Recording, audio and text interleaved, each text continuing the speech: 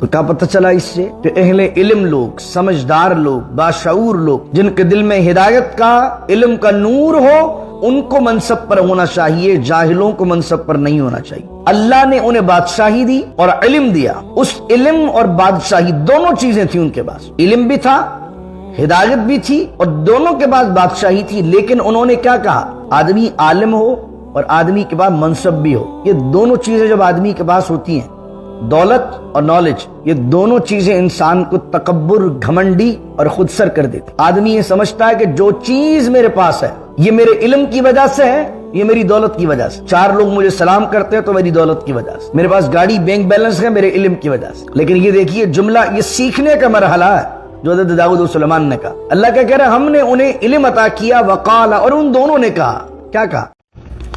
رب اشرح لی صدری ویسر لی امری واحلل عقدۃ من لسانی یفقہوا قولی، اللہم صل علی سیدنا و مولانا محمد معدن الجود والکرم وآلہ وصحبہ وبارک وسلم۔ وَلَقَدْ آتَيْنَا دَاوُودَ وَسُلَيْمَانَ عِلْمًا وَقَالَ الْحَمْدُ لِلَّهِ الَّذِي فَضَّلَنَا عَلَى كَثِيرٍ مِّنْ عِبَادِهِ الْمُؤْمِنِينَ۔ صدق اللہ مولانا العظیم۔ سورۃ النمل کا یہ دوسرا رکوع ہے، اور سورہ نمل کی آیت نمبر 15 سے آج کے درس کا ہم آغاز کر رہے ہیں، اور 19ویں سپارے کا یہ 17واں رکوع ہے، یعنی 17th رکوع ہے۔ اور یہاں سے اللہ رب العزت حضرت سلیمان علیہ السلام کے قصے کو، ان کے حالات کو بیان فرماتا ہے، اور حضرت سلیمان کے ساتھ حضرت داؤد کا ذکر بھی کرتا ہے کہ داؤد علیہ السلام حضرت سلیمان علیہ السلام کے والد ہیں۔ اس کے علاوہ بائبل میں آپ کا نام سولومن ملتا ہے، سلیمان نہیں ملتا بلکہ سولومن ملتا ہے۔ ان کا زمانہ کب کا ہے؟ تو اگر آپ کو میں ریکال کرواؤں سورہ بقرہ کو، تو سورہ بقرہ میں اور اس کے علاوہ سورہ یوسف میں ہم نے پڑھا کہ یوسف علیہ السلام وہ ہیں حضرت موسیٰ علیہ السلام سے پہلے کے نبی۔ یوسف علیہ السلام کے بھائی یوسف علیہ السلام کو کنویں میں ڈال چکے تھے، اور کنویں میں ڈالنے کے بعد وہ پہنچتے پہنچتے کہاں پہنچ گئے تھے؟ مصر۔ اور کہاں کے حاکم بنے تھے؟ مصر کے حاکم بنے تھے۔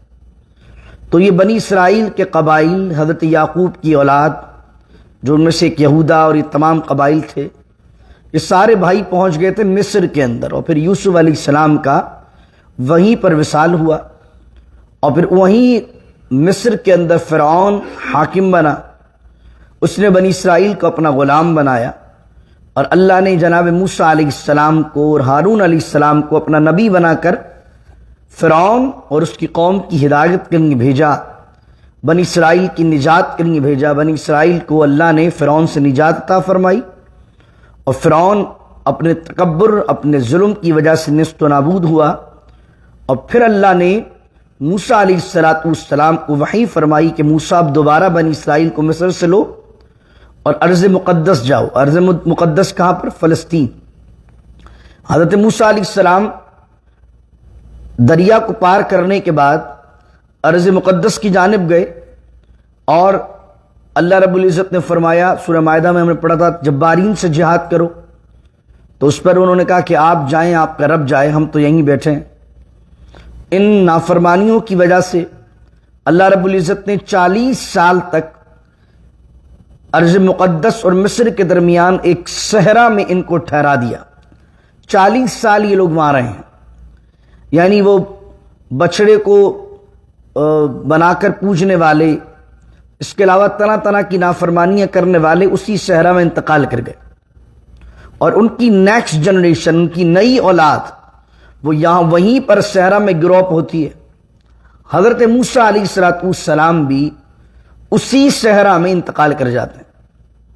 اس کے متعلق ہم نے حدیث پڑھی نبی کریم علیہ السلام سے متعلق، کہ حضرت موسیٰ علیہ السلام کے پاس جب ملک الموت علیہ السلام آئے روح قبض کرنے کے لیے، تو آپ نے اس خواہش کا اظہار کیا کہ اگر میری موت کا وقت آ ہی چکا ہے تو میری موت، میری روح اس جگہ قبض کرنا جو فلسطین کا بالکل قریبی مقام ہو، یعنی بہت زیادہ نزدیک ہوں میں فلسطین سے، ارض مقدس سے وہاں روح قبض کرنا، کیونکہ اصل مقصد تو آپ کا بنی اسرائیل کو لے کر وہاں جانا تھا۔ اب کیا ہوا کہ حضرت موسیٰ علیہ السلام کے وصال کے بعد اور ہارون علیہ السلام کے بعد اللہ نے حضرت موسیٰ علیہ السلام کے شاگرد، وہ جو ہم 15ویں پارے میں پڑھ کے آئے ہیں، آخری رکوع ہے بالکل، اور سورہ کہف کے اندر وہ ذکر آتا ہے کہ حضرت موسیٰ علیہ السلام نے خواہش ظاہر کی تھی کہ اے اللہ، جس کو تو نے اپنا خاص علم دیا ہے میری اس سے ملاقات کروا۔ تو جناب خضر علیہ السلام سے ان کی ملاقات ہوئی تھی، تو در راستے میں، سفر میں اپنے ایک شاگرد کو وہ لے کر گئے تھے، جس کو کہا تھا کہ یہ مچھلی ہمارے ساتھ ہے اور جب یہ مچھلی ہم سے گم جائے تو مجھے بتانا۔ آپ کو اگر واقعہ یاد ہو تو میں نے سورہ کہف میں آپ کو ذکر کیا تھا۔ اس شاگرد کا نام کیا تھا؟ یوشع بن نون، حضرت یوشع بن نون۔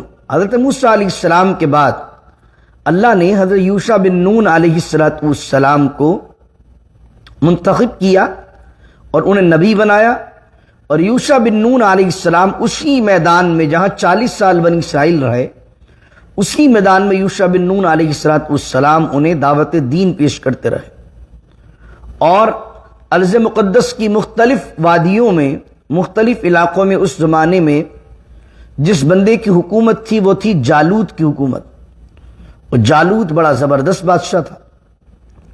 تو دوسرے پارے میں بالکل سیکنڈ لاسٹ رکوع ہے، دوسرے پارے کا سیکنڈ لاسٹ اور لاسٹ، اس کے اندر ہم نے پڑھا تھا کہ لوگ آئے حضرت یوشع بن نون علیہ السلام کے پاس اور انہوں نے کہا کہ آپ دعا کریں کہ اللہ تعالیٰ اس ظالم پر ہمیں نجات عطا کرے، کوئی بندہ ہم میں اپوائنٹ کر دیں کہ جو ہماری طرف سے جالوت سے جا کر لڑے۔ تو حضرت یوشع بن نون علیہ السلام نے جالوت کے مقابلے میں طالوت کو کھڑا کر دیا تھا، اور وقال لهم نبیہم ان اللہ قد بعث لکم طالوت ملکا، یہ وہاں پر آیت کے الفاظ ہیں۔ اور جب طالوت کی جنگ ہونی ہے جالوت سے تو 80,000 کا لشکر تھا، 80,000 کا لشکر تھا، تو اللہ نے حضرت طالوت نے بھی پہلے کہ حضرت یوشع بن نون نے بھی کہہ دیا کہ تم میں سے جس کی نئی نئی شادی ہوئی ہے، جس نے نیا نیا مکان بنایا ہے، وہ اس جنگ میں نہ جائے، تاکہ اس جنگ میں وہی لوگ شامل ہوں جن کی توجہ بس جنگ کی طرف ہو، اللہ کی رضا کے لیے ہو، کسی اور دنیا کے کام کی طرف اس کی توجہ نہ جائے۔ تو اس لیے جس کی نئی نئی شادی ہوئی ہے وہ بھی ہمارے ساتھ نہ جائے، لیکن 80,000 لوگ جمع ہو گئے۔ تو دوسرے پارے کا بالکل لاسٹ رکوع ہے، جس کے اندر ہم نے آپ کو ریکال کرواتا ہوں کہ حضرت جالوت نے کہا تھا کہ دیکھو اللہ نے حکم دیا کہ جو درمیان میں تالاب آئے گا، یہ پانی آئے گا، اس پانی سے اگر پینا بھی ہے فشربوا منہ الا قلیلا منہم، ایک چلو بھر کے پی لینا، پیٹ بھر کے پانی نہیں پینا۔ اب یہ آزمائش تھی، ایک امتحان تھا، دیکھیں کہ ہمارے کہنے سے رکتا کون ہے؟ جو اللہ کی سنے گا وہی تو اللہ کے نہیں لڑے گا۔ جس کو اتنا کنٹرول نہ ہو کہ پانی پینے پر کنٹرول کر لے۔ یہ جو رمضان ہے اس میں اللہ کیا سکھاتا ہمیں؟ اللہ میں بھوکا رکھنا نہیں سکھاتا، بلکہ اللہ تعالیٰ یہ سکھاتا ہے کہ تمہیں پیاس ہے، پانی تمہارے پاس ہے، تمہیں بھوک ہے اور کھانا تمہارے پاس ہے، لیکن تم کھاتے پیتے اس لیے نہیں ہو کہ تمہیں کھانے پینے سے زیادہ، اپنی خواہش سے زیادہ رب کا حکم زیادہ پیارا ہے۔ یہ اس کی پریکٹس ہے۔ تو 80,000 لوگ تھے، جب 80,000 لوگوں نے پانی کو دیکھا تو پانی سب نے پی لیا۔ پانی پینے کی وجہ سے پیٹ پھول گئے، وہ چلا نہیں جا رہا تھا، تو یہ 80,000 میں سے 4,000 رہ گئے۔ اور روایتوں میں آیا پھر ان 4,000 کا بھی اللہ رب العزت نے جو ہے وہ امتحان لیا تو 313 رہ گئے۔ اس لیے فرمایا یہ طالوت اور جالوت کا مقابلہ اور غزوہ بدر یہ دونوں سیم بہت سے لحاظ سے ہیں۔ اور پھر طالوت نے یہ اعلان کر دیا کہ جو جالوت کو مارے گا اس کو میں آدھی بادشاہی بھی دوں گا اور اپنی بیٹی سے اس کا نکاح بھی کرواؤں گا۔ تو اس موقع پر اللہ رب العزت نے جالوت کے خاتمے کے لیے انتخاب فرمایا حضرت داؤد علیہ السلام کا۔ داؤد علیہ السلام کے سارے بھائی وہ آلریڈی حضرت طالوت کے لشکر میں جا کر ملے ہوئے تھے اور یہ اپنی بکریاں چرانے کے لیے رکے ہوئے تھے، جو مفسرین نے لکھا۔ اور پھر کسی نے کہا انہیں کہ تم جاؤ، اللہ نے تمہارے ہاتھ کے اندر فتح لکھی ہوئی ہے۔ تو یہ 3 پتھر لے کر گئے اور جا کر ان کے پاس ایک گلیل تھی جس سے یہ اپنے جانوروں کے لیے، اپنی بکریوں کے لیے چارہ یا پھر پرندوں کا شکار کرتے تھے۔ انہوں نے وہی پتھر گلیل میں ڈالے اور اللہ اکبر کہتے ہوئے جالوت پر چھوڑے، اور جالوت اپنے ہاتھی پر بیٹھا ہوا تھا، اس کے ماتھے پر لگا، وہ دھڑام سے نیچے آ گیا۔ اور حضرت داؤد علیہ السلام نے جالوت کا ایک ہی وار میں خاتمہ کر دیا۔ تو حضرت طالوت نے یہ اعلان کیا ہوا تھا کہ جو جالوت کو مارے گا میں آدھی سلطنت بھی اسے دوں گا اور اپنی بیٹی کا نکاح بھی کرواؤں گا۔ اس طریقے سے حضرت طالوت کی بادشاہی میں اور ان کی صاحبزادی سے نکاح ہو گیا حضرت داؤد علیہ السلام کا، اور اس طرح داؤد علیہ السلام بادشاہ بن گئے۔ اور داؤد علیہ السلام کے بعد پھر کون بادشاہ بنے؟ حضرت سلیمان علیہ السلام۔ تو کیا پتہ لگا؟ یوسف علیہ السلام، موسیٰ علیہ السلام، ہارون علیہ السلام، یوشع بن نون علیہ السلام، ان سب کے بعد کا زمانہ ہے حضرت داؤد کا اور حضرت سلیمان علیہ السلام کا۔ اور یہ بھی پتہ چلا کہ داؤد علیہ السلام اور سلیمان علیہ السلام بھی بنی اسرائیل کی طرف بھیجے گئے۔ یہ بھی پتہ چلا۔ مجھے بتائیے، توریت پہلی کتاب ہے کہ زبور پہلی کتاب ہوئی؟ پہلے کون سی نازل ہوئی؟ کیوں؟ کیونکہ موسیٰ علیہ السلام پہلے آئے تو تورات پہلے آئی، اور داؤد علیہ السلام بعد میں آئے تو زبور بعد میں آئی۔ اس طریقے اس کے علاوہ حضرت داؤد علیہ السلام کے حوالے سے ملتا ہے حدیث میں صوم داؤدی، یہ صوم داؤدی رکھا کرو۔ صوم داؤدی کیا ہوتا ہے؟ حضرت داؤد کی عادت تھی ایک دن چھوڑتے تھے اور ایک دن روزہ رکھتے تھے، اس کو کہتے ہیں صوم داؤدی۔ اس کے علاوہ حضور علیہ السلام نے چند صحابہ کے بارے میں فرمایا کہ اللہ نے انہیں لحن داؤدی عطا کیا ہوا۔ لحن کس کو کہتے ہیں؟ وہ نغمگی جو انسان کے ووکل میں ہوتی ہے، خوبصورت آواز۔ حضرت داؤد علیہ السلام کو وہ خوبصورت ووکل ملا تھا، اتنی پیاری آپ کی آواز تھی کہ آپ زبور کو پڑھا کرتے تھے اس آواز میں۔ اچھا، زبور جو کتاب ہے، آج بھی آپ اگر بائبل کے اندر جائیں اور اولڈ ٹیسٹمنٹ کو دیکھیں تو اولڈ ٹیسٹمنٹ میں بہت سارا حصہ توریت کا بھی ہے اور بہت سارا حصہ زبور کا بھی ہے۔ اولڈ ٹیسٹمنٹ ان کو ملا کے کہتے ہیں، یعنی حضرت موسیٰ علیہ السلام پر اور حضرت داؤد علیہ السلام پر جو توریت و زبور نازل ہوئی، اور اس کے علاوہ بھی جو انبیاء علیہ السلام پر صحیفے نازل ہوئے، تو بائبل کا نیو ٹیسٹمنٹ تو کہلاتا ہے انجیل، اولڈ ٹیسٹمنٹ کہلاتا ہے۔ اولڈ ٹیسٹمنٹ کے اندر اب اس کے اندر پھر کرسچنز میں اور جیوز میں بھی فرقے ہیں۔ کوئی کہتے ہیں کہ وہ 40 کتابوں کا مجموعہ ہے جو کہ اولڈ ٹیسٹمنٹ ہے، اور کچھ کہتے ہیں کہ وہ 56 کتابوں کا مجموعہ ہے، ان میں بھی اختلاف ہے۔ تو ان کے اندر وہ جو اولڈ ٹیسٹمنٹ ہے وہ یہ کہتے ہیں، وہ یہ کلیم کرتے ہیں کہ یہ اولڈ ٹیسٹمنٹ توریت کا، زبور کا اور وہ صحائف جو بنی اسرائیل کی طرف بھیجے گئے انبیاء علیہ السلام پر نازل ہوئے، ان کا مجموعہ۔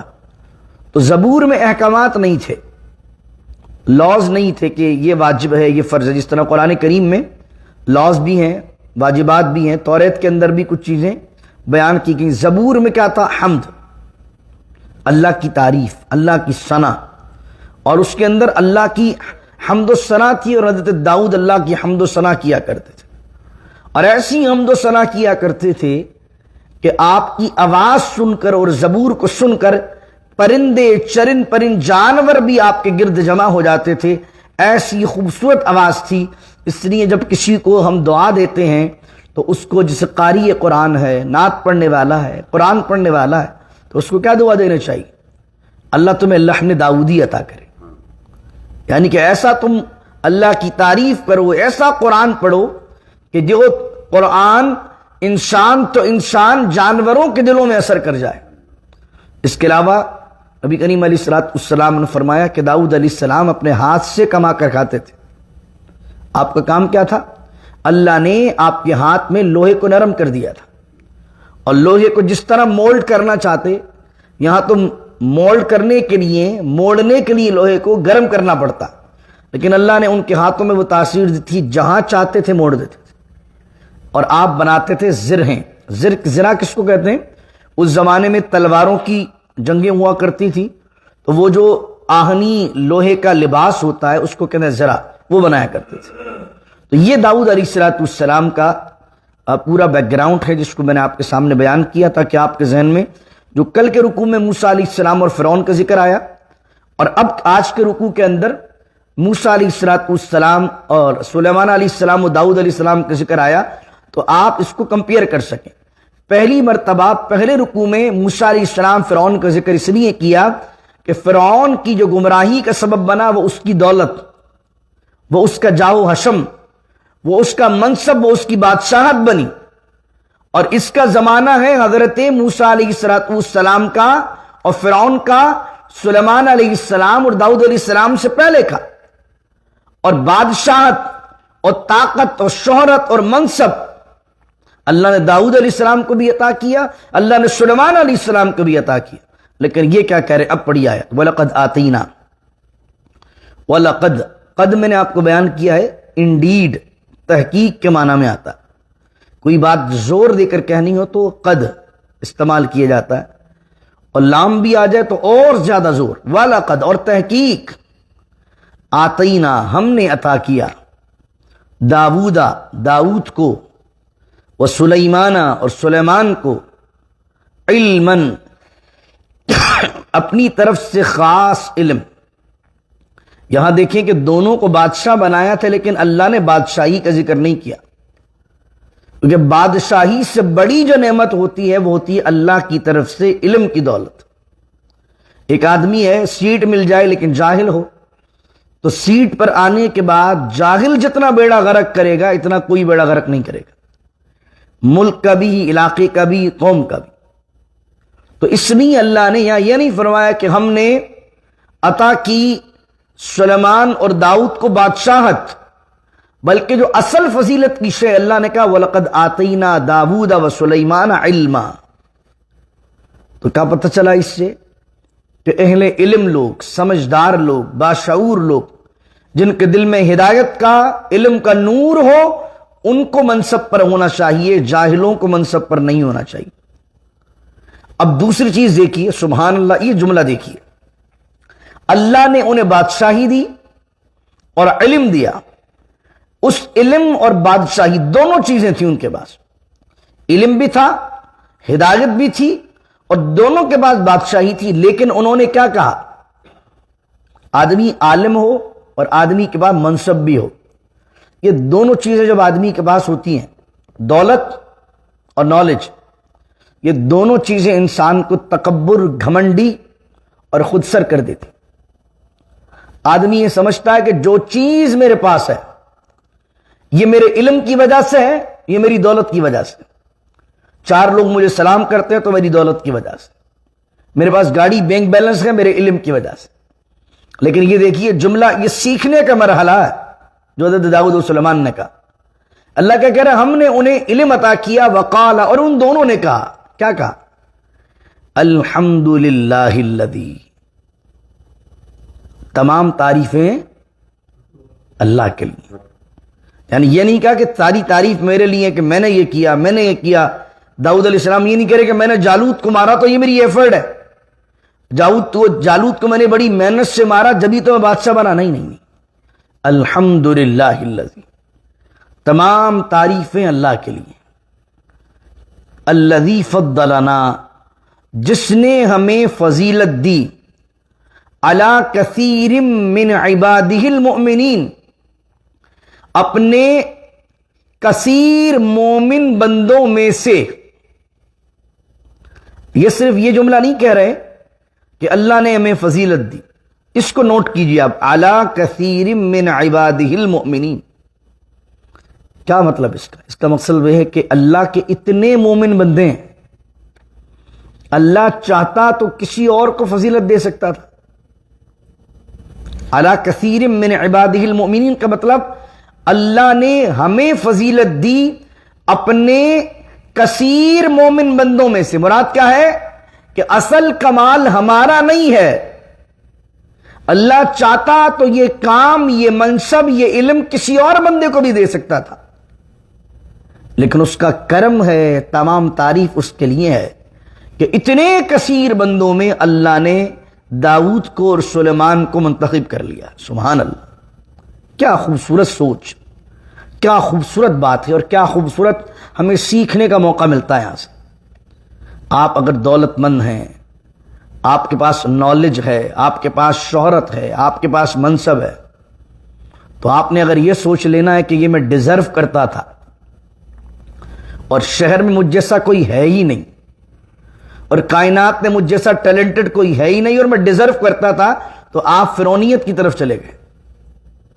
اور اگر آپ نے یہ سوچ بنا لی کہ الحمدللہ الذی فضلنا علی کثیر من عبادہ المؤمنین، یہ سب کا سب میرے اللہ کا فضل ہے، ساری تعریف میری نہیں، تعریف تو اللہ کی ہے. اللہ کے بندے اتنے سارے ہیں، لیکن اللہ نے ان بندوں میں سے اس ناچیز کو چن لیا ہے اس کام کے لیے. مجھے دولت دی، منصب دی، 4 لوگوں میں نام دیا، یہ سب فضل میرے اللہ کا ہے. اب آگے سن لیے، وورث سلیمان، اور وارث کیا ہم نے سلیمان کو داؤد کا. یہ جو ایک آیت ہے، اس سے ایک مسئلہ نکلتا ہے، وہ ذہن میں رکھیے. اس سے شیعہ ایک مسئلہ بناتے ہیں. وہ مسئلہ یہ بناتے ہیں، دیکھو اللہ نے کہا وورث سلیمان داؤد، اور وارث ہوئے سلیمان علیہ السلام داؤد کے. اس سے مسئلہ یہ نکلتا ہے کہ نبی کی اولاد ان کی وارث ہوا کرتی ہے. اب آپ کے ذہن میں آئے گا کہ یار یہ مسئلہ شیعہ کیوں بیان کرتے ہیں یہاں پر. وہ اس آیت سے حضرت ابو بکر صدیق رضی اللہ تعالی عنہ کی طرف ایک عیب، ایک زیادتی کو منسوب کرنا چاہتے ہیں. وہ اس آیت کو کوڈ کرتے ہیں، اور کوڈ کر کے وہ حضرت ابو بکر پر ایک الزام ڈالنا چاہتے ہیں. وہ میں پہلے بھی عرض کر چکا ہوں آپ کے سامنے کہ نبی کریم صلی اللہ علیہ وسلم کا جب وصال ہوا تو حضور نے اپنے ترکہ میں، یعنی جائیداد میں، خیبر کا ایک باغ چھوڑا جس کو باغ فدق کہتے ہیں. بخاری میں، مسلم میں روایت ہے کہ جناب سیدہ فاطمۃ الزہرا سلام اللہ علیہا تشریف لے کر آئیں، اور دوسری روایت میں ہے کہ انہوں نے اپنی جگہ حضرت عبداللہ ابن عباس کو یا حضرت عثمان کو بھیجا کہ جا کر جناب صدیق اکبر رضی اللہ تعالیٰ عنہ کی توجہ اس بات کی طرف دلاؤ کہ حضور علیہ السلام کا وصال ظاہری ہو چکا ہے، تو آپ کا جو ترکہ ہے اس کو تقسیم کرو. اور ترکہ کیا تھا؟ باغ فدق. جناب سیدنا ابو بکر صدیق رضی اللہ تعالیٰ عنہ کی طرف پیغام پہنچا یا آپ خود تشریف لے گئیں؟ تو صدیق اکبر رضی اللہ تعالیٰ عنہ نے بیان فرمایا کہ رسول کریم علیہ السلام نے فرمایا، ہم انبیاء اپنی جائیداد میں، اپنے ترکہ کے اندر مال و دولت نہیں چھوڑتے، بلکہ ہم انبیاء جو ہے وہ اپنے ترکہ کے اندر علم چھوڑتے ہیں. تو حضور علیہ السلام نے فرمایا جب ہم ترکہ کے اندر مال و دولت چھوڑتے ہی نہیں ہیں، تو جس طریقے سے باغ فدق کی آمدنی حضور علیہ السلام کی ظاہری حیات میں خرچ کی جاتی تھی، میں اس کو اسی طرح ہی خرچ کروں گا. یعنی حضور اس سے ازواج مطہرات کو بھی دیتے تھے، میں ان کو بھی دوں گا، آپ کو بھی دیتے تھے، میں آپ کو بھی دوں گا. اور اس کے علاوہ حضور جہاں جہاں اس آمدنی کو استعمال کرتے تھے میں وہی کام کروں گا. یہ پورا معاملہ تھا. اس پر تماشا بناتے ہیں اہل تشیع. وہ کہتے ہیں کہ صبح آئیں حضرت فاطمۃ الزہرا اور حضرت ابو بکر کے دربار میں کھڑی رہیں، شام تک کھڑی رہیں اور ان کو کھڑا رکھا. پہلے تو تم یہ ثابت کرو کہ حضرت ابو بکر کے 2.5 سال میں کوئی دربار تھا ان کا، کوئی الگ سے کوئی محل ویل بنا لیا تھا انہوں نے، کوئی کیسل تھا ان کا؟ وہ تو مسجد نبوی میں بیٹھتے تھے. اور جناب سیدہ فاطمۃ الزہرا سلام اللہ علیہ کا گھر کہاں ہے؟ کبھی جا کے بیٹھو اصحاب صفہ کے چبوترے پر، سامنے کی جالیاں جو تمہیں نظر آتی ہیں وہ جناب سیدہ کا گھر ہے. کون سا دربار، کون سا تخت لگا ہوا تھا؟ ایسا منظر پیش کیا جاتا ہے جیسے کوئی حضرت ابو بکر تخت پر بیٹھے ہوئے تھے اور صبح سے شام تک جناب سیدہ پاک وہاں کھڑی ہوئی تھی. معاذ اللہ ثم معاذ اللہ، ایسا منظر پیش کیا جاتا تھا کوئی بادشاہ کا دربار لگا ہے اور رسول کریم علیہ السلام کی شہزادی کھڑی ہے، معاذ اللہ، اور اس پر حضرت ابو بکر کی ذات پر کیچڑ اچھالا جاتا ہے، الیاذ باللہ تعالی، اور معاذ اللہ یہ بات کی جاتی ہے کہ انہوں نے حصہ نہیں دیا، انہوں نے جائیداد معاذ اللہ کھا لی، اور اس پر سب و شتم تک کیا جاتا صدیق اکبر رضی اللہ تعالیٰ عنہ پر۔ اگر کوئی صدیق اکبر رضی اللہ تعالیٰ عنہ کی صحابیت کا انکار کر دے اور کہہ دے کہ وہ صحابی نہیں تھے، وہ ایمان والے ہی نہیں تھے، اس بندے کا خود کا ایمان چلا جاتا، کیونکہ قرآن نے 10ویں سپارے میں ان کو کہا اذ یقول لصاحبہ لا تحزن ان اللہ معنا۔ ابو بکر وہ واحد صحابی ہیں جن کو قرآن رسول اللہ کا صحابی کہہ رہا ہے کہ جب وہ غار میں تھے اور جب انہوں نے اپنے صاحب سے کہا لا تحزن، غم نہ کر، اللہ ہمارے ساتھ ہے، تو پتہ لگا کہ نبی کریم صلی اللہ، اور اس کے علاوہ میں 3 حوالے پیش کر دیتا ہوں کیونکہ یہ عقیدے کی بات ہے، یہ چیزیں آپ کو پتہ ہونی چاہیے تاکہ آپ کو کوئی مس گائیڈ نہ کر سکے۔ علامہ اسماعیل حقی کیا فرماتے ہیں کہ لکھتے روح البیان میں کہ حضرت داؤد علیہ السلام کے وصال کے بعد علم، نبوت اور ملک صرف حضرت سلیمان علیہ السلام کو عطا ہوئے، ان کی باقی اولاد کو نہ ملے۔ اسے یہاں مجازن میراث سے تعبیر کیا گیا ہے، کیونکہ میراث در حقیقت مال میں ہوتی ہے، جبکہ انبیاء کرام علیہم السلام روحانی کمالات کا وارث بناتے ہیں، ان کے نزدیک مال کی کوئی حیثیت نہیں ہوتی ہے۔ یہ علامہ اسماعیل حقی نے لکھنا ہے کہ انبیاء کا مال میں کوئی وارث نہیں ہوتا، علم میں وارث ہوتا ہے۔ تو یہاں پر جو کہا کہ اللہ نے وارث بنایا سلیمان کو داؤد کا، وہ جائیداد کا وارث نہیں بلکہ علم کا وارث ہے۔ دوسری بات، علامہ قرطبی کیا لکھتے ہیں؟ لکھتے ہیں کہ حضرت داؤد علیہ السلام کے 19 بیٹے تھے، ان میں سے صرف حضرت سلیمان علیہ السلام حضرت داؤد علیہ السلام کی نبوت اور ملک کے وارث ہوئے۔ اگر یہاں مال کی وراثت مراد ہوتی تو حضرت داؤد علیہ السلام کے سب بیٹے اس میں برابر کے شریک ہوتے۔ 19 بیٹے تھے، تو اگر جائیداد کا ذکر کرنا تھا تو اللہ نے 18 کا ذکر کیوں نہیں کیا؟ پھر اللہ تعالیٰ پوری تقسیم بیان کرتا ہے یہاں پر کہ بھئی 19 بیٹے تھے، حضرت سلیمان کو اتنا حصہ ملا اور 18 کو اتنا حصہ ملا، تو یہاں جائیداد کی، مال کی بات ہی نہیں ہو رہی۔ اور اس کے علاوہ نبی کریم علیہ السلام کی جو حدیث ہے، فرمایا، ابو دردہ رضی اللہ تعالیٰ عنہ سے روایت، امام ترمذی نے اس کو نقل کیا، نبی کریم علیہ السلام نے ارشاد فرمایا، انبیاء کرام علیہم السلام نے کسی کو دینار و درہم کا وارث نہ بنایا، بلکہ انہوں نے صرف علم کا وارث بنایا، تو جس نے علم اختیار کیا اس نے پورا حصہ لیا۔ تو وہ اس آیت سے کہتے ہیں کہ دیکھو، شیعہ جو ہیں وہ اس آیت سے کہتے ہیں کہ وَوَرِثَ سُلَيْمَانُ داود، اور وارث کیا سلیمان علیہ السلام کو داؤد کا۔ وہ کہتے ہیں دیکھو، داؤد کا وارث کیا سلیمان کو، تو پتہ لگا نبی کی وراثت تقسیم ہوتی ہے اس کی اولاد میں، اور قرآن یہ کہتا ہے جب تقسیم ہوتی ہے تو حضرت ابو بکر نے حضرت فاطمہ کو جو حصہ نہیں دیا تو انہوں نے قرآن کے خلاف کیا، معاذ اللہ، استغفر اللہ العظیم۔ اور اہل سنت کی تمام کتابوں سے یہ بات ثابت ہے کہ اس آیت میں مال کی وراثت مراد نہیں ہے، بلکہ کس کی وراثت مراد ہے؟ علم کی۔ اور اس سے پہلے والی آیت میں کیا کہا ہم نے؟ سلیمان اور داؤد کو مال دیا کہ علم دیا؟ اس سے پہلی والی آیت میں کس بات پر وہ شکر کر رہے تھے؟ علم کی بات ہو رہی ہے۔ تو اس کے علاوہ پھر ایک اور دلیل بھی ہم دیتے ہیں، یہ موضوع نہیں ہے میرا، ایک جملہ آ گیا، ایک اور دلیل بھی یہ دیتے ہیں کہ حضرت ابو بکر صدیق رضی اللہ تعالی عنہ کی 2.5 سال رہی، حضرت عمر فاروق رضی اللہ عنہ کی خلافت 10 سال رہی، حضرت عثمان غنی کی 12 سال رہی، حضرت مولا علی رضی اللہ تعالی عنہ کی 4 سال چلما خلافت رہی۔ چلو، تینوں صحابہ نے، تینوں خلفاء راشدین نے وہ تقسیم نہیں کیا مال باغ فدق کا۔ جب حضرت علی خلیفہ بنے تو ان کے پاس تو اختیار تھا، وہ تو چاہتے تو باغ فدق کو ساری اہل بیت میں تقسیم کر سکتے تھے، لیکن انہوں نے بھی اسے تقسیم نہیں کیا۔ 4 سال چند مہینے خلیفہ رہنے کے باوجود بھی، تو کیا پتہ چلا اس ترکے کے معاملے میں اور باغ فدق کے معاملے میں جو عقیدہ جناب ابو بکر کا تھا، جو عقیدہ حضرت عمر کا تھا، جو بلیف حضرت عثمان کا تھا، وہی بلیف حضرت علی مرتضیٰ کا تھا۔ تو حضرت علی سے کوئی زیادہ سنسیئر ہے اہل بیت سے؟ حضرت علی مولا علی جو خود اہل بیت کے ایک فرد ہیں، کیا ان سے زیادہ کوئی ہمدرد ہوگا اپنی فیملی کا؟ جو آج کل کے لوگ حضرت ابو بکر صدیق رضی اللہ تعالیٰ عنہ پر تان کرتے ہیں. ہم بیزار ہیں ایسے لوگوں سے کہ جو لوگ حضرت ابو بکر کے بارے میں یا حضرت عمر کے بارے میں یا حضرت عثمان غنی کے بارے میں رضی اللہ تعالیٰ عنہ مجمعین کوئی ادنا سا لفظ بھی بے ادبی کا استعمال کرتے ہیں. ہمارا ان سے کوئی تعلق نہیں.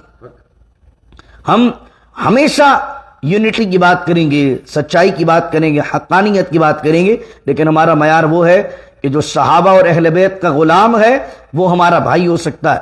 جو صحابہ کرام کے بارے میں الٹی سیدھا جملہ کہے ہمارا اس سے کوئی تعلق نہیں. ایسے لوگوں سے تعلق رکھنا بھی جائز نہیں کہ جو لوگ حضرت ابو بکر صدیق رضی اللہ تعالیٰ عنہ کے بارے میں بے ادبی کریں, کیونکہ حضرت ابو بکر کی بے ادبی دراصل رسول اللہ کی بے ادبی ہے. کہ سب سے پہلے ایمان لانے والے رسول کریم علیہ السلام پر جناب صدیق اکبر ہیں.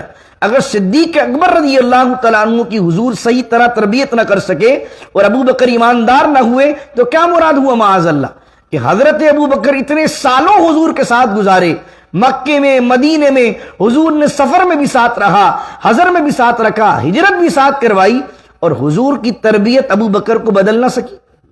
تو یہ حضرت ابو بکر پر اعتراض حضور کی تربیت پر اعتراض ہے الیاذ باللہ تعالی. تو یہاں مراد ورث سلیمان داؤدہ سے علم مراد ہے, نہ کہ مال مراد ہے. ورث سلیمان داؤدہ, اور وارث کیا سلیمان علیہ السلام کو داؤد کا. وقال یا ایھا الناس, اور کہا سلیمان علیہ السلام نے یا ایھا الناس, اے لوگوں, علمنا, سکھائے گئے ہیں ہم, منطق الطیر, منطق نطق سے نکلا ہے, نطق مانا بولنا, منطق مانے بولیاں, طیر کا مانا اڑنے والے پرندے, اور سکھائے گئے ہیں ہم منطق الطیر, پرندوں کی بولیاں. وَأُوتِينَا مِن كُلِّ شَيْءٍ, اور عطا کی گئی ہے, دی گئی ہے ہمیں ہر چیز میں سے. یعنی حکومت چلانے کے لیے جتنی ضروری چیزیں ہوتی ہیں اللہ نے ہر چیز ہمیں عطا کی ہے. اور یہ چیز کیا ہے؟ جانوروں کی اور پرندوں کی بولیاں جاننا. ان ھذا لہو الفضل المبین. پھر دوبارہ اللہ کے فضل کی بات آ گئی. یہ واضح اللہ کا فضل ہے. وحشرا, حشرا مانے جمع کیے گئے, لسلیمان, سلیمان علیہ السلام کے لیے, جنودہ, ان کے لشکر, من الجنی, جنوں میں سے, والانسی, انسانوں میں سے, والطیری, اور پرندوں میں سے. تین قسم کے لشکر ہیں, ایک جنات کا, اور ایک انسان کا, اور ایک پرندوں کا. یہاں پر چند لوگوں نے جو معجزات کو نہیں مانتے, سپر نیچرل تھنگس کو نہیں مانتے, انہوں نے ایسی اوٹ پٹانگ چیز کی ہے یہاں پر, جیسے سر سید احمد خان. میں پہلے ذکر کر چکا ہوں کہ یہ وہ ان لوگوں میں سے تھے کہ جو معجزات کے منکر تھے, اور ہر جہاں جہاں سپر نیچرل تھنگس کی بات آتی تھی وہاں پر بات ہی گھما دیتے تھے, اور اس طرح کی تعبیر و تعویل کرتے تھے قرآن کی جس سے پورا معنی بدل جاتا تھا. کوئی اگر سر سید احمد خان کی آپ تفسیر جا کر دیکھیں یا غلام محمد پرویز کو پڑھیں, یہاں پر وہ کہتے ہیں جن, کیونکہ وہ جن نظر نہیں آتے. جب جن نظر نہیں آتے تو ان لوگوں کے نزدیک جن بھی نہیں ہے. پرندوں کی کوئی فوج انسان بنا نہیں سکتا, تو وہ کہتے تھے پرندے بھی یہاں مراد نہیں ہیں. تو اب یہ تین کیا ہیں, تین لشکر کس چیز کے تھے ان کے؟ تو وہ کہتے ہیں جن سے مراد ہوتا ہے وہ چیز جو نظر نہیں آئے. تو سلیمان علیہ السلام نے ایک دستہ فوج میں بنایا ہوا تھا ان لوگوں کا جو لوگ رہتے تھے پہاڑوں میں, شہروں میں اتنے نظر نہیں آتے تھے, تو ان کو نظر نہ آنے کی وجہ سے جن کہہ دیا. اور حضرت سلیمان نے ان گاؤں کے لوگوں کو جو پہاڑوں میں رہتے تھے ان کو نکال کر ایک لشکر بنا لیا, وہ ہے جن. اچھا, اب بات رہ جاتی ہے طیر کی کہ بھئی یہ طیر کون ہے؟ اب پرندوں کا لشکر بھی نہیں بن سکتا ان کے نزدیک. تو کہتے ہیں طیر مانے ہوتا اڑنے والا. اس سے مراد یہ کہ حضرت سلیمان کے لشکر میں کچھ لوگ ایسے تھے جو بہت تیز گھوڑا دوڑاتے تھے, اور جب گھوڑا بہت تیز بھاگتا ہے تو اس کو کہتے ہیں بھائی یہ تو ہوا میں اڑ رہا ہے. تو جو بہت تیز گھوڑ سوار تھے جن کا گھوڑا ہوا سے باتیں کرتا تھا ان کو قرآن نے کہا طیر. یعنی یہ تینوں انسان ہی ہیں. بھائی اگر یہ تینوں انسان ہی ہیں تو پہلے تو یہ عربی کے قانون کے خلاف بات ہے کہ یہاں پر والجنی والانسی والطیر, ان تینوں لفظوں میں دیکھیں الف لام ہے. ان تینوں لفظوں میں اگر آپ نے قرآن شریف کھولا ہوا تو ان تینوں میں دیکھیں جنی سے پہلے بھی الف لام ہے، انسی سے پہلے بھی الف لام ہے، اور طیر سے پہلے بھی الف لام ہے۔ الف لام یہاں جنس کا ہے، یعنی الف لام لگایا ہی اس وجہ سے کہ جن یہ ایک الگ قسم ہے، اور انس یہ ایک الگ قسم ہے، اور طیر یہ ایک الگ جنس ہے۔ اگر یہ تینوں انسانوں کی ہی جنس ہوتی تو پھر الف لام الگ الگ کہنے کی ضرورت نہیں تھی۔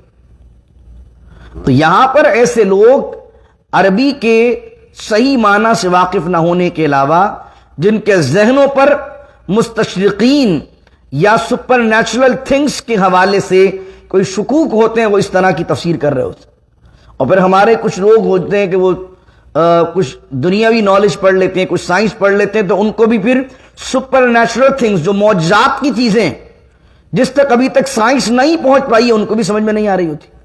ارے بھائی ایک دینے والا کون ہے؟ اللہ، یہ انسان تھوڑی کر رہا ہے۔ تو اللہ کے نزدیک یا اللہ کے علم میں یا اللہ کے اختیار میں تو ساری چیزیں جو انسان کے، تم اپنے اختیار سے سوچو گے تمہیں مشکل لگے گا کہ پرندہ تمہاری فوج میں آ جائے، تم اپنے اختیار سے سوچو گے تو تمہیں مشکل لگے گا کہ جن تمہاری فوج میں آ جائے۔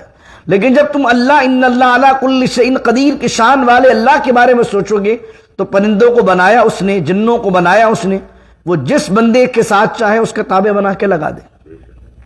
تو فرمایا اور جمع کیے گئے سلیمان کے لیے ان کے لشکر من الجنی جنات میں سے، والطیری اور انسانوں میں سے، والطیری اور پرندوں میں سے، فہم یوزعون، یوزعون نکلا ہے واو زا عین وزع، یوزعون کا معنی ہوتا ہے روکے رکھنا خدمت کے لیے۔ اس سے مراد کیا ہوتی ہے؟ تنظیم اور ترتیب کے ساتھ، جس طرح بٹالین بنائی جاتی، کبھی آپ نے فوجی دستے دیکھے ہوں تو اس کے اندر الگ الگ قسم کے دستے ہیں، وہ اپنی اپنی جگہ کھڑے ہوتے ہیں، بٹالینز جو ہوتی ہیں۔ تو یوزعون کا معنی یہی ہے کہ وہ روکے ہوئے ہیں، کنٹرول میں ہیں اور بڑے نظم و ضبط کے ساتھ ہیں۔ یوزعون اس لیے استعمال کیا کہ جنات ایک الگ قسم ہے، انسان ایک الگ قسم ہے، پرندے ایک الگ قسم ہے، ان سب کو ترتیب کے ساتھ کھڑا کر دینا کہ ایک بندہ اپنی جگہ سے قدم آگے نہ ہلائے، دور سے الگ لگے کہ دیکھو یہ جنات کا لشکر کھڑا ہے، یہ پرندے کھڑے ہیں، یہ جانور کھڑے ہیں، اور یہاں پر انسان کھڑے ہیں۔ حضرت سلیمان علیہ السلام کے لشکر کی خوبی یہ تھی، اللہ نے ان کو کمال یہ دیا تھا کہ جب وہ نکلتے تھے تو ان کا جو دستہ ہوتا تھا، ان کی جو بٹالین ہوتی تھی، وہ بٹالین اس طرح چلتی تھی کہ انسان اپنی لائن میں، پرندے اپنی لائن میں اور جنات اپنی لائن میں، اور حضرت سلیمان علیہ السلام اپنے تخت پر تشریف لا رہے۔ کیا منظر، کیا جاہ و جلال تھا ان کا۔ سیکنڈ لاسٹ آیت آج کے درس کی، اور اس کے بعد ایک اور آیت ہے، وہ دعا ہے، وہ یاد کرنی ہے آپ نے، 2 آیتیں اس پر اختتام کرتے ہیں۔ حتیٰ اب حضرت سلیمان علیہ السلام اپنے لشکر کے ساتھ نکلے، اور لشکر کے اندر امیجن کر لیجئے کیسا لشکر ہے، جنات، انسان اور پرندے، اور کیسے فہم یوزعون، بڑی ترتیب کے ساتھ، بڑے نظم کے ساتھ حضرت سلیمان کے ساتھ چل رہے ہیں، الگ الگ بٹالین۔ یوں سوچ لی جس طرح فوجی دستے چلتا بھی ہے تو ڈھیلے آدمی کی طرح نہیں چلتا، فوجی چلتا بھی ہے تو کیسے چلتا ہے، اس کا چلنے کا انداز بھی الگ ہوتا ہے، اس امیجن کیجئے اس کو۔ حتیٰ یہاں تک کہ اذا اتوا، جب وہ آئے، کون آئے؟ حضرت سلیمان اپنے لشکر کے ساتھ، علا، کہاں آئے؟ علا واد النمل، ایک نمل کی وادی کے پاس۔ ابھی نمل کی وادی کیا ہے؟ نمل کہتے ہیں عربی زبان میں چیونٹی کو، چونٹی کی وادی کے بعد سر سید نے یہاں پر بھی الٹا کام کیا۔ وہ لکھتے ہیں کہ یہاں پر ایک وادی ہے جہاں پر بہت سارے لوگ رہتے تھے، ان کا نام تھا وادی نمل، اور اس میں ایک جو بندہ رہتا تھا اس کو اللہ نے کہا نملہ، نملہ اس کو کہہ دیا۔ تو ایسے تو عرب کے اندر جیسے نملہ مانے کسی بھی، اگر وادی کا نام چلو جانور کے نام پر عرب میں ہوتے تھے، لیکن کبھی بھی قرآن نے جب اس وادی کے یا حدیث میں جب اس وادی کے کسی فرد کی بات کی ہے تو یہ کہا ایک شخص نے کہا یا فلاں بندے نے کہا۔ جیسے ایک قبیلے کا نام تھا بن کلب، کلب مانے ہوتا کتا، تو اللہ نے کہیں یہ نہیں کہا، حضور نے کہیں نہیں کہا کہ بنی کلب کے کسی بندے کی بات کہی ہو تو کتے نے کہا۔ اس طرح وادی نمل ہے تو پھر نمل کی وادی ہے تو نملہ نے کہا۔ اس طرح اللہ نے تو یہ نہیں کہا کہ کلب کا جگہ ہے تو کتے نے کہا، اسد کی جگہ تو شیر نے کہا۔ تو یہ بالکل ایک اوٹ پٹانگ تفسیر ہے صرف اس بات سے بچنے کے لیے کہ آپ کو یہ ماننا پڑے کہ حضرت سلیمان علیہ السلام کے پاس سپر نیچرل پاورز تھے اللہ کی طرف سے. صرف ایک اس چیز کو بدلنے کے لیے پوری قرآن کی تفسیر بدل دینا, پورا واقعی بدل دینا. حتیٰ اذا اتوا علی واد النمل, یہاں تک کہ جب وہ آئے علی واد النمل, ایک چیونٹیوں کی وادی کے پاس. قالت نملتن, کہا نملتن, ایک چیونٹی نے. کس نے کہا؟ ایک چیونٹی نے. ایک بڑا دلچسپ واقعہ ہے اسی لفظ پر, مجھے یاد آ رہا ہے کہ کہیں پڑھا تھا میں نے کہ ایک صاحب بیان کر رہے تھے, انہوں نے کہا کہ جو سوال مجھ سے پوچھنا چاہو پوچھ لو, میں ہر سوال کا جواب دے سکتا ہوں.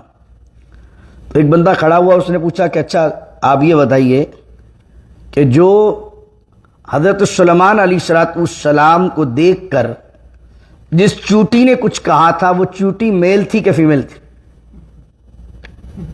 اب سوال ہے بھائی, سوال تو پھر سوال ہے, بندہ نے کھڑا ہو کے پوچھ لیا کہ بھائی وہ میل تھی کہ فیمیل تھی. جواب دیا گیا کہ بھائی وہ فیمیل تھی. اب یہ پتا کیسے چلا گا کہ فیمیل ہے؟ یہ جو فرمایا نملتن, جو تاد و پیش تن آتا ہے کسی بھی زبان کے اندر, وہ آتا ہے مؤنث کی علامت کے لیے, فیمیل کی علامت کے لیے. ٹھیک ہے, تو یہ جو جملے آتے ہیں یہ مؤنث کے لیے آتے ہیں. تو اس کے لیے جیسے حمید, حمید کا جو مؤنث ہے وہ بنے گی حمیدہ. شاکر, تو اس کے کیا ہوگا؟ شاکرہ. رشید, رشیدہ. تو وہ ہاں بن گیا وقف کی وجہ سے, ورنہ اصل میں کیا تھا؟ حمیدتن, رشیدتن, شاکرتن, یہ سب وہ تن ہے. تو تاز و پیش تن لگانے سے بھی کیا بن جاتا ہے؟ تو یہاں پر یہ نہیں کہا قال نمل, بلکہ فرمایا قالت نملتن. جب تاد و پیش تن ہے تو کیا پتہ لگا؟ چونٹی, چونٹا نہیں ہے, وہ چونٹی ہے. ٹھیک ہے. حتیٰ اذا اتوا علی واد النمل, یہاں تک کہ جب وہ آئے لشکر ان کا وادی نمل کے پاس. قالت نملتن, ایک چونٹی نے کہا, یا ایھا النمل, اے چونٹیوں, ادخلوا مساکنکم, اپنے اپنے جگہ میں, اپنی اپنی جگہ پر داخل ہو جاؤ, اپنے اپنے مسکن میں, اپنے اپنے جو تمہارے گھر ہیں ان میں داخل ہو جاؤ. لا یحطمنکم, کہیں ایسا نہ ہو کہ سلیمان علیہ السلام کا لشکر تمہیں کچل دے. سلیمان و جنودہ, اور ان کا لشکر تمہیں کچل دے. وہم لا یشعرون, اور انہیں اس بات کا شعور بھی نہ ہو کہ انہوں نے ہمیں کچل دیا. یہ وہم لا یشعرون بھی سر سید کی اس تھاٹ کا رد کر رہا ہے. سر سید نے لکھا کہ ایک وادی تھی انسانوں کی, اور اس میں ایک بندے نے کہا سلیمان علیہ السلام کا لشکر آ رہا اور وہ ہمیں کچل دے گا. تو انسانوں کا لشکر آئے, انسانوں کا لشکر انسانوں کے لشکر کو کچل بھی دے, ان کو پتہ بھی نہیں لگے یہ کون سے انسان ہے کہ جو اتنے چھوٹے چھوٹے سے انسان ہے. کہ ایک بہت بڑا لشکر آئے اور وہ اپنے پاؤں میں پورا انسانوں کا لشکر پوری وادی رون دے, ان کو پتہ بھی نہ ہو. لا یشعرون, انہیں پتہ بھی نہ ہو کہ کیا رون دیا ہم نے. کوئی میک سینس کر رہی ہے بات؟ قرآن کی آیتیں بیان کر رہی ہیں کہ بالکل ایک عجیب ایک معنی بیان کر دیا جس کا نہ کوئی سر ہے نہ پیر ہے. لا یحطمنکم. اب یہاں پر یہ دیکھیے, قالت نملتن, ایک چیونٹی نے کیا کہا؟ اپنی پوری, نملتن کو نے کہا پوری چیونٹیوں کی فوج کو. یا چیونٹی کا ذکر بھی اس لیے کیا, کبھی آپ چیونٹیوں کو دیکھیے, اللہ نے ان میں اتنا نظام رکھا, اتنا منظم رکھا انہیں, کہ کہیں سے اگر یہ مائگریٹ کرتی ہیں, ہجرت کرتی ہیں, تو ان کی لائن دیکھیے آپ, ایسا لگے گا آپ کو کہ ایک سب سے آگے ان کی لیڈر ہے جو ان کو کہہ رہی ہے ادھر چلنا ہے, تو پھر یہ سب اس طرف چلتے ہیں. کبھی ان کو دیکھیں یہ خوراک اٹھا کے کیسے لے کے جاتی ہیں. تو اللہ نے اتنی سی چیونٹی کے اندر بھی یہ شعور رکھا ہے. اور چیونٹی کیا کہہ رہی ہے؟ قالت نملتن یا ایھا النمل ادخلوا مساکنکم. جب چیونٹی نے یہ بات کی, حضرت سلیمان علیہ السلام اس وقت اس چیونٹی سے مفسرین نے لکھا 3 مائلز دور تھے. کتنے مائل؟ 3 مائلز دور تھے. حضرت سلیمان علیہ السلام نے اس چیونٹی کی آواز کو سن لیا. سبحان اللہ, یہ سماعت ہے, سماعت سلیمان علیہ السلام. تو جب سوچو سلیمان علیہ السلام کی سماعت یہ ہے, تو سماعت مصطفیٰ کریم علیہ السلام کا عالم کیا ہوگا؟ کوئی حضور پر صلاۃ والسلام پڑھے امتی, تو حضور کیسے سلام اس کا نہ سنے.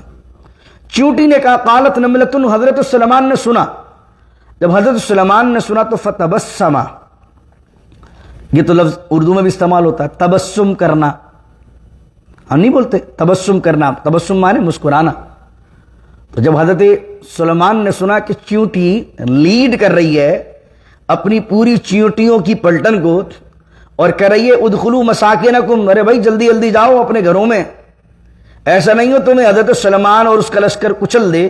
تو حضرت سلیمان نے جب اس کی بات سنی فتبسم ضاحکن. اچھا، ضاحکن کا معنی ہوتا ہے ہنسنے والا اور تبسم کا معنی مسکرانے والا. اب دونوں لفظ استعمال ہو گئے یہاں پر.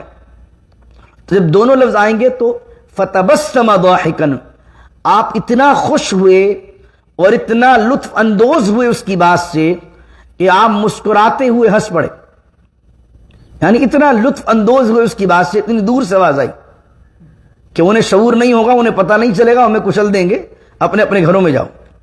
اب جب فتبسم ضاحکا من قولها، تو وہ خوش ہو کر مسکرائے، من قولها، اس چیونٹی کے قول سے. اور پھر انہوں نے کیا کیا؟ اب یہ دعا یاد کرنی ہے آپ کو. وقال، اور انہوں نے کہا، کیا کہا؟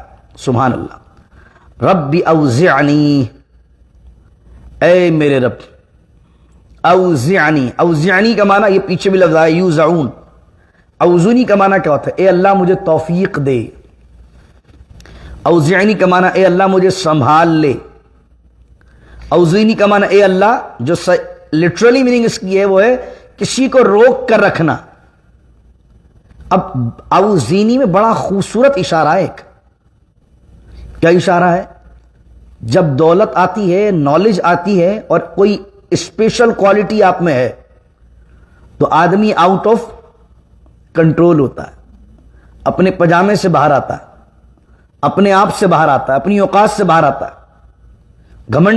گھمنڈی تکبر کس کو کہتے ہیں؟ آپ کو دولت دی ہو، اپنی اوقات سے باہر نکل جائیں. آپ کے پاس نالج ہو، اپنی اوقات سے باہر نکل جائیں. آپ کے پاس کوئی ایسا ٹیلنٹ ہو جو دوسروں کے پاس نہ ہو تو آپ اپنی اوقات سے باہر نکل جائیں. تو حضرت سلیمان نے پہلا جملہ کیا کہا؟ ربی اوزعنی، اے اللہ تو نے مجھے علم دیا، نبوت دی، ملک دیا، بادشاہی دی، اور ایسی بادشاہی دی جو مجھ سے پہلے کسی کو نہیں دی. جنات، انسان، پرندے، چرند، سب ان کی خدمت میں. اور سماعت کا یہ عالم ہے کہ 3 مائلز پر ایک چیونٹی کہہ رہی ہے اور اس کی آواز آ رہی ہے.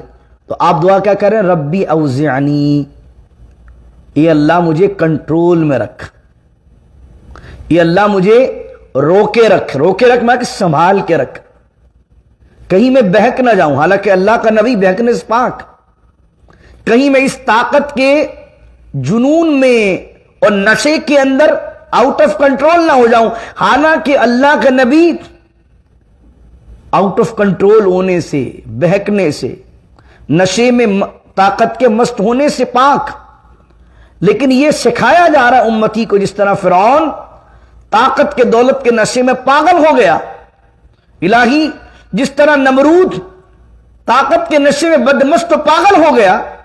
ربی اوزعنی، مجھے سنبھال کے رکھ، مجھے توفیق دے. کس چیز کی توفیق دے؟ اب سنیے، ان اشکر نعمتک، کہ میں شکر کروں تیری نعمت کا. یہ کیا پہلی بات آئی کہ جو چیز اللہ نے دی ہے، ٹیلنٹ، دولت، شہرت، اس پر کیا کروں؟ شکر کروں تیرا. ان اشکر نعمتک التی انعمت علی، کہ میں شکر کروں تیری نعمت کا. اور کس نعمت کا؟ انعمت علی، جو نعمت تو نے مجھ پر خاص کی ہے. وعلی والدی، اور وہ جو میرے والدین پر کی ہے. وان اعمل، اور یہ کہ وان اعمل صالحا، اور میں یہ مجھے توفیق دے، ایسا سنبھال کے رکھ کہ میں شکر بھی کروں اور ساتھ ساتھ اعمل صالحا، نیک اعمال کروں. اور کیسے نیک اعمال کروں؟ ترضاہ، جس سے تو راضی ہو جائے. اچھا، یہاں پر نیک اعمال کریں تو پھر ترضاہ کو ذکر کرنے کی ضرورت کیا ہے؟ اس لیے کہ آپ نیک عمل کر رہے ہیں، لیکن اللہ اگر قبول ہی نہیں کر رہا تو کیسی رضا؟ یعنی آپ نمازیں پڑھتے رہیں، قرآن پڑھتے رہیں، آپ کی سوچ میں کیا ہے کہ آپ کیا کر رہے ہیں؟ نیک عمل. لیکن اگر اس نیک عمل سے اللہ راضی نہیں تو اس عمل کا کیا فائدہ؟ تو اس لیے فرمایا وَأَنْ أَعْمَلَ صَالِحًا تَرْضَاهُ کہ میں نیک عمل کرتا رہوں، مجھے اس کی توفیق دے اور ایسا نیک عمل کروں ترضاہ جس سے تیری رضا ملے، وَأَدْخِلْنِي اور مجھے داخل کر دے، برحمتک اپنی رحمت کے ساتھ، کس میں داخل کر دے؟